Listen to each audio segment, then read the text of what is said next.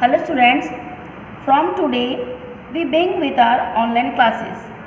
Our topic of subject is maths. The name of topic is rational number. In this topic we will discuss about rational number. अब rational number होता क्या है? First हमने क्या पढ़ा था? Whole number means zero से लेकर सारे नंबर होल्स नंबर होते हैं. Next natural number means one से लेकर सारे नंबर नेचुरल नंबर होते हैं. नेक्स्ट पढ़ा हमने integers number means positive numbers भी होते हैं और नेगेटिव नंबर्स भी होते हैं. And zero also rationals number. अब हम पढ़ेंगे rationals number. Rationals number which can be express as P upon Q means जो P अपॉन Q के फॉर्म में हो वो रेशनल्स नंबर. अब P upon Q means fraction भी होता है, लाइक 2 अपॉन 9 ये फ्रैक्शन में भी आ जाता है and it also rationals number. अब बात करते हैं हम 6 की. अब क्या 6 रेशनल्स नंबर में है? अगर हमने अपॉन 1 लगा दिया तो ये P अपॉन Q के फॉर्म में हो गया मीन्स ये भी रेशनल्स नंबर में आ जाता है. अब ये तो हुआ पॉजिटिव नंबर. अब हम बात करेंगे नेगेटिव रेशनल्स नंबर की, लाइक -2 अपॉन 9 ये क्या हो जाएगा? Negative numbers means P upon Q positive numbers भी होते हैं और नेगेटिव नंबर्स में भी आता है. अब it can be positive and negative numbers.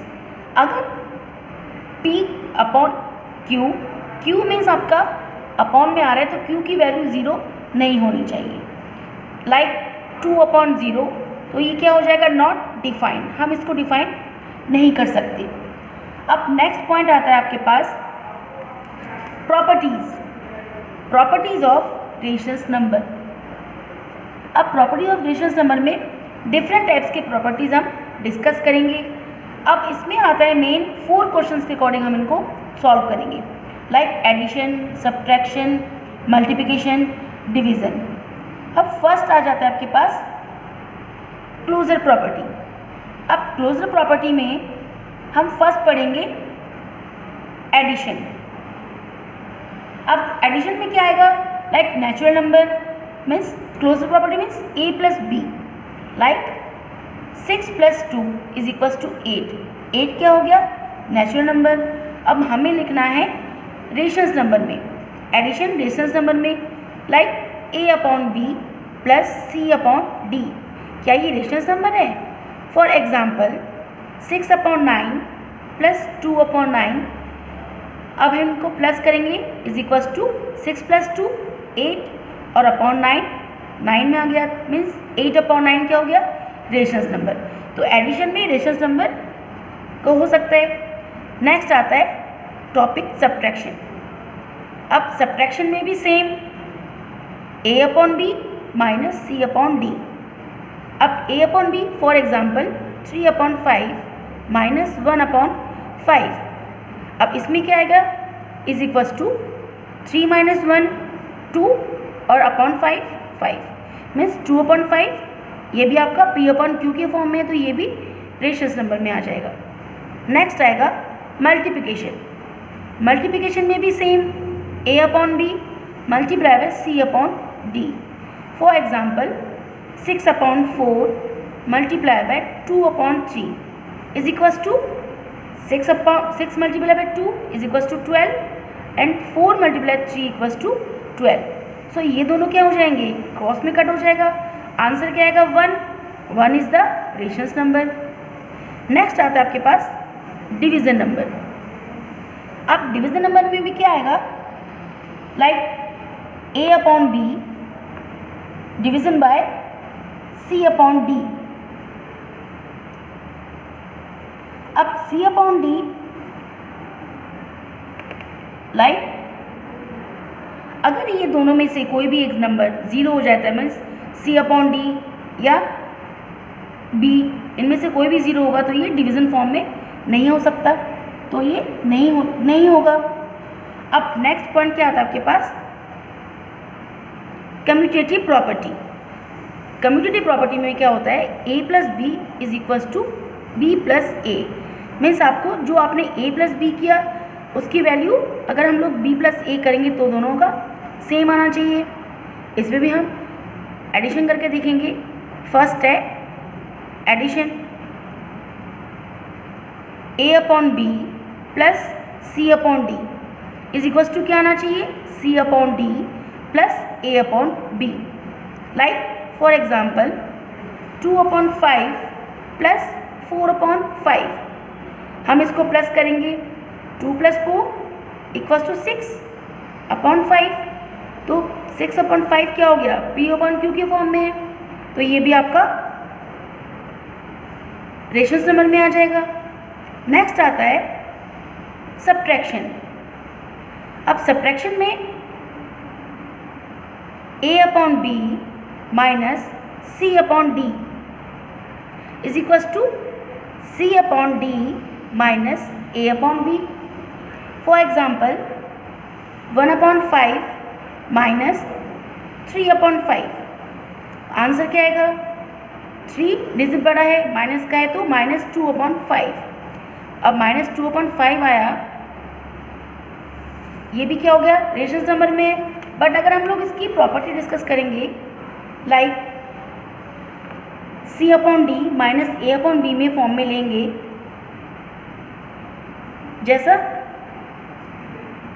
Minus 3 upon 5 minus 1 upon 5, 3 upon 5 minus 1 upon 5 is equals to 2 upon 5 आ रहा है।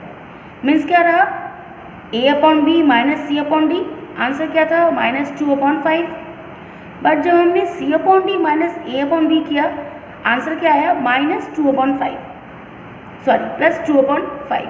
तो ये it's are not equal, means ये दोनों इक्वल में नहीं रहा, तो ये सब्ट्रैक्शन की जो प्रॉपर्टी है वो इसमें नहीं आएगी। नेक्स्ट आता है multiply, like a upon b multiply c upon D is equals to c upon d multiply a upon b होना चाहिए। अब ये प्रॉपर्टी चेक करते हैं। For example 1 upon 4 multiply by 2 upon 3 is equals to 2 upon 12। Next 2 upon 3 multiply by 1 upon 4 is equals to 2 upon 12। अब दोनों में ही answer क्या आ रहा है, 2 अपॉन 12, तो ये भी कैपेबल हो जाएगा। नेक्स्ट आएगा आपका डिवीज़न। अब डिवीज़न में क्या आना चाहिए, a upon B divide by c upon D is equals to c upon D divide by a upon B. अब like for example 6 upon 4 divide by 2 upon 3, अगर हम इसको डिवाइड करेंगे तो जो 6 अपॉन 4 अब डिवाइड क्या हो जाएगा, मल्टीप्लिकेशन फॉर्म में चेंज हो जाएगा और ये रेसिप्रोकल हो जाएगा। मीन्स 2 अपॉन 3 था वो अब 3 अपॉन 2 हो जाएगा। तो इसका answer 18 upon 8, 6 multiply by 3 is equals to 18 and 4 multiply by 2 equals to 8। Same c upon D divide a upon b करके देखेंगे तो 2 अपॉन 3 डिवाइड बाय 6 अपॉन 4। अब 2 अपॉन 3 डिवाइड का साइन रेसिप्रोकल होकर मल्टीप्लाई और ये नंबर्स क्या हो जाएंगे, रेसिप्रोकल, 4 अपॉन 6 हो जाएगा। Like 2 multiply 4 equals to 8 and 3 multiply 6 equals to 18। अब आंसर क्या हो गया, उल्टा हो गया। फर्स्ट तो था 18 अपॉन 8 और नेक्स्ट आया 8 अपॉन 18, तो ये उल्टा हो गया, इट्स आर नॉट इक्वल, तो ये भी नहीं हो सकता प्रॉपर्टी में।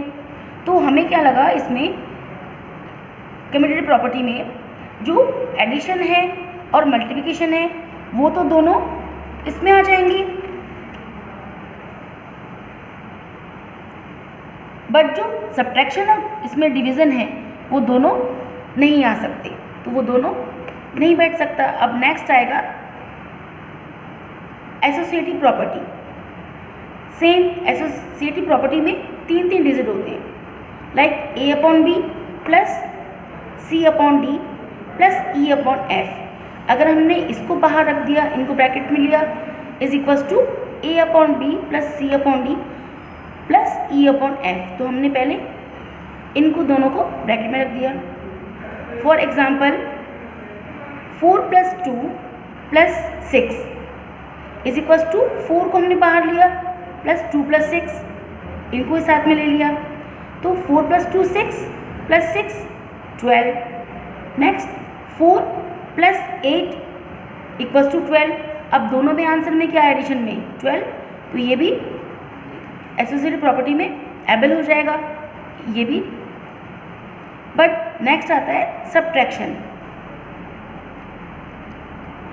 सब्ट्रैक्शन में a/b minus c/d minus e/f।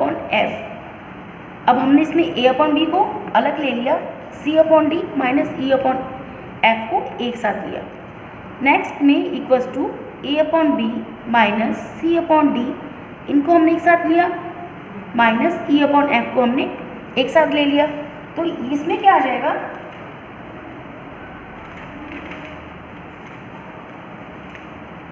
अब सब्ट्रैक्शन में ये वर्क नहीं करता, आपको एग्जाम्पल में कर एक एक क्वेश्चन करके देखना है।